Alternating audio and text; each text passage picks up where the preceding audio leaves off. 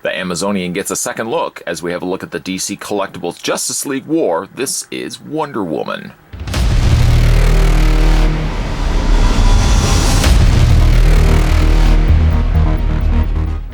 As we just recently had a look at the Justice League War Superman for a second go around, I figured I couldn't leave Wonder Woman out of the mix, so we're going to have a look at her again in this figure review. Let's grab the tape measure to figure out how tall Wonder Woman is. Not something we did initially when we looked at this figure. There she goes. Here we are. Alright. Figure stands exactly 7 inches in height. Switching that over to centimeters, you're looking at the figure being roughly 17.9 centimeters. Comparing her against one of her Justice League colleagues, here she is next to the Superman, also which we just recently re-looked at. For some reason, he just doesn't stand very well. A commenter, a viewer, just caught that quickly in time. A viewer actually made a good point that he actually looks like he has two halves that are equally good, and somebody just took the two sides of his face and smushed it together. Still, as much as I try, I can't help but like this figure. I think the sum is greater than the individual parts. Wonder Woman, on the other hand, is quite the opposite. I adore this figure, and all the more reasoning why I wanted to have a look at her in this review. But again, there's the two figures side by side. I would love to see these ones get second releases from DC Collectibles, but in the meantime, we'll look at these ones again. Her accessories include a sword. That's it. Only includes a sword. Kind of wish that all of these figures would have included display stands, as they certainly do require them. Between cuts, the figure has toppled over, so I just had to replace her. Might have just moved a little bit slightly after that brief transitional cut. Tools of the trade, the reviewing trade. But nonetheless, she does come with a sword. It's a rather broad-looking sword. Primarily just metallic, but I could only imagine that the original casting of this was in black plastic, and simply they just painted the silver over top of the blade. Some silver on the end of the hilt as well. You can put it into Wonder Woman's hand, but it only sadly fits in one of her hands. Also, when you do put it into her hand, it doesn't sit the greatest, I have to admit. It's a little on the loosey-goosey side, a little floppy-woppy. It just doesn't stay in place all that well.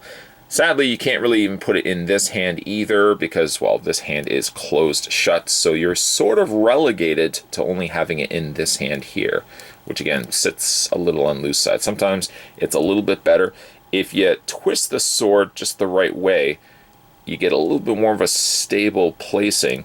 Yeah, it does look good in her hand. I feel like it could be a little on the big side. But there you go. Go ahead and take that out. She does also have the Lasso of Truth, but it is affixed to the side. It's stuck right to the side of her torso. You could peel that off, but that would also involve taking the glue off. I wouldn't say that's a good idea. Having a look at the figure, it's a rather interesting Wonder Woman in the sense that she's very fine. Fine, I don't mean fine from the sense that she's a great-looking figure, because she is a great-looking figure, but her proportions are very petite. You don't get very often cases like this. Mira also had this thing from, I believe it was Throne of Atlantis. Very long lower half of her, very small upper half of her. Translating to a figure that normally, proportionately, wouldn't look like this in a figure form, and yet that's what we ultimately get here in Wonder Woman. You could say that she is slightly off on proportions because, again, her legs are huge. It almost even seems as if her thighs, not that I want to be drawing a lot of attention to Wonder Woman's thighs, but the thighs do seem a little on the big side. I think a lot of it is not so much the fact that it's the thighs that are off proportion, but when you factor in how long her lower half is, the lower leg, like the calf area, and how very slender her body is, it does make for a figure that is a little grossly out of proportions. Sort of has that like Stacy Keibler body. Anybody remembers Stacy Keibler from back in the day? But there's something that gravitates me to this. I can't help but adore this figure. It's one of my favorite of the Wonder Woman figures that they've released. having a look at her head sculpt, it's much more cartoon accurate, I would say, than maybe, say, the likes of Superman. Now, Superman, to his credit, did look like he did in the cartoon, although a little on the little squishy face, that is. But I really do like this head sculpt quite a bit on Wonder Woman. Very small, yes. Small proportions. Touch base on that. Long legs. Already covered that. Let's look again at the face. Love the face sculpt. For some strange reason, I don't know why, they felt the need to add these little dollops of red on either side. The internal inner areas of the eyeball are little dollops of red. I know from having eyes myself, I've had eyes for the longest of times, I know that that's supposed to be there. It's that little area in the corner of your eye, and it's, always get like sleep there. But I feel like it's a little too dark red. It kind of looks like she's got a little bit of blood in the corner of her eyes there. Face sculpt is very beautiful, though. Large eyes. Very accurate to how that appears in the animated film. The tiara has been painted in there on silver. It's not sculpted over top, so you're sort of just kind of getting the same smooth finish, same leveled degree as the rest of her head. Paint is really good because it's kept simplistic. Nowhere on here will you really find any dark, shading to the figure itself. They kind of kept it to the basics, and the basics seem to work rather well here for Wonder Woman. Almost a pastel sort of pinkish red has been done to her bodice here. Actually, the camera is making it look a little pinker than it really actually is. Graced with some nice dark blue. Something about these blues, man. I dig them. Silver accents, of course, on the top there as well, which carry their way also down to the sides of her gauntlets. Graced with a very nice painted star. The painted star, a little on the rough side. The panel lining.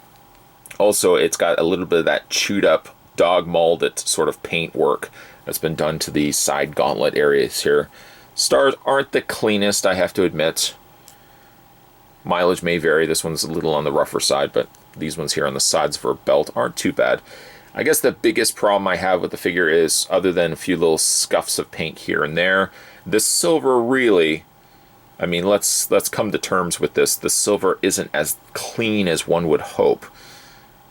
I'm saying this as I'm running my finger across. Anyways, the silver here really could have used a second coat, because really you could see the transitioning from where the blue stops, the red begins. The silver really should be a nice clean line across that, and unfortunately could use a little bit more.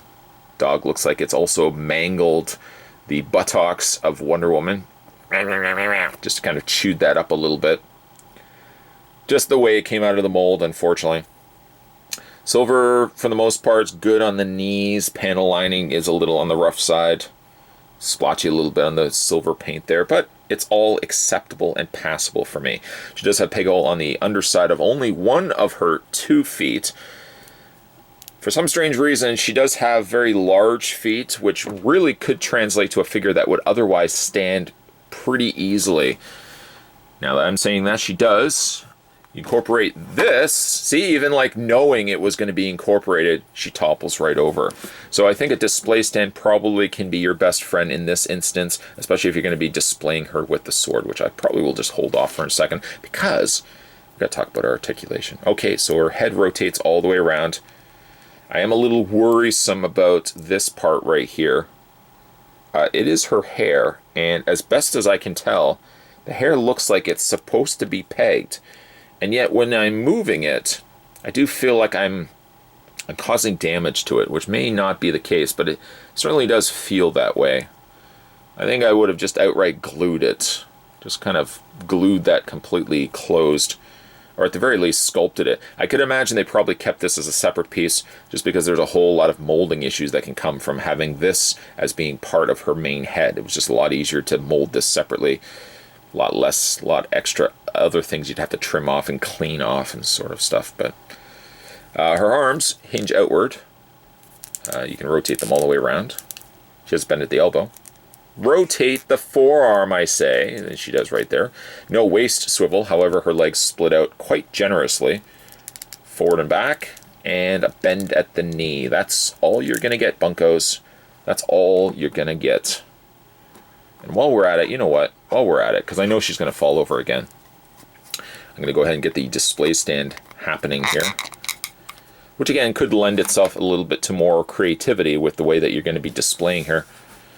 But I still really love this Wonder Woman. Loved her design in the movies. This has kind of been like the consistent Wonder Woman design. I feel like she does have blue pants though. And I think War, whereas this one here has the bare legs. But I still really like this Wonder Woman design. A little thin, yes. A little stretched, yes. But still a fine looking Wonder Woman. You know, even though Superman did have some shortcomings, I otherwise quite like the figure, but I will admit the head sculpt was a little on the rough side. Wonder Woman here, on the other hand, quite the contrast. I think head to toe, she's a very strong outing. She looks exactly like she did from the animated film Justice League War, though a little bit tweaking on the colors. I think she actually had blue pants in the cartoon. Here she's got, of course, bare legs. But she looks, otherwise for that, she looks like she was taken right out of the animated film. She's certainly one of those oddities of the otherwise mass-produced DC collectible figures in the fact that she really stands all above all on her own as a very unique looking sculpt. You don't tend to get a lot of DC collectible figure female releases in which she has very small torso and very long legs. In fact, the only figure I can really think of that shares a very similar anime sort of design like this is the Mirror from the Aquaman Throne of Atlantis, who also had a very small torso and very long legs. This works quite well for this Wonder Woman, and actually one of the more reasonings why she's one of my top 3 favorite figures of the Amazonian warrior. Reminds me actually as well that I should go back and revisit one of my favorite of the Wonder Woman. That is the DC Direct Wonder Woman Standalone figure. Probably have a look at her. But I really think, and I'm glad that I held on to this. I was going to, just an FYI, I was actually going to sell this figure a while ago. I was going to sell a lot of my figures a while ago. And then there was that little thing on my shoulder, call it the devil, call it the angel, I don't really know to this day who it was, said to me, hold on to this one. This is a special one. Hold on to this figure because you're going to regret it later. And you know what? I totally would have regretted it later. If I had sold this figure, I really would have kicked myself. And I'm glad I held on to her because, again, I really like the design elements of her. She stands out, like I said, with other not only Wonder Woman, but really other female figures because she doesn't look like other female figures. And all the more reasoning why, if you haven't picked her up already, you probably should either go to a store that's probably selling some slightly older figures, or go online, see if you can get her right now. You could probably get her at a pretty affordable price. She's not certainly one of those figures that have skyrocketed over the years, but I really, really would highly recommend it if you're a fan of Wonder Woman. If you're a fan of Wonder Woman, you probably already have this figure. If you're a fan of Wonder Woman and you haven't picked up this figure, what is wrong with you? Sorry to finger point, but really, what is wrong with you? Today we were having a throwback, if you will, a go back. I rhymed, and I wasn't planning on doing that. On the DC Collectibles, this was the Justice League War, and this was Wonder Woman. One of my favorite figures, even though her behind looks like she was chewed up a little bit by a dog. If you haven't had a chance to hit that little subscribe button down below, make sure you do so. Also, if you want to hit that bell notification, because apparently YouTube needs more than just hitting subscribe. I don't get that logic. Next, it's going to be hit the leaping frog, and that will make sure that you're always on the log when it comes to new videos coming on the channel. Make sure you get the picnic basket to the bear, because then you'll know when somebody has commented on a video. Who knows? It's going to start with a bell. I'm sure it's going to go to other things. But in the meantime, hit that bell notification so you'll always be guaranteed, or slightly guaranteed, when new videos are coming onto this channel. And I'll see you guys next time.